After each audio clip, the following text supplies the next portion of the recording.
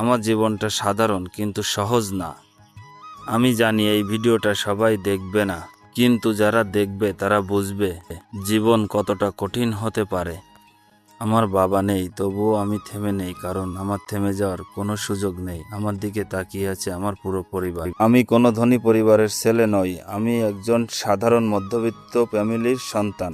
আমার হাতে হয়তো দামি ঘড়ি নেই, কিন্তু আমি সময়ের মূল্য দিতে জানি। আমার পকেটে হয়তো অনেক টাকা নেই, কিন্তু পরিবারের জন্য দায়িত্ব আছে অনেক।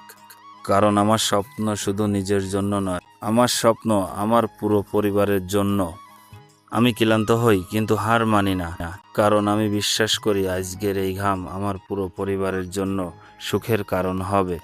জীবনে যদি দায়িত্ব থাকে তাহলে অজুহাতের কোনো জায়গা নাই। যারা পরিবারের জন্য লড়াই করছে তাদের জন্য রইল সম্মান। আমি আজও স্বপ্ন দেখি একদিন আমার এই কষ্টের দিনগুলো আমার সফলতার গল্প হবে। আমার এই কথাগুলো যদি আপনাদের জীবনের গল্পের সাথে মিলে যায় তাহলে অবশ্যই একটাবার কমেন্টে বলে যাবেন।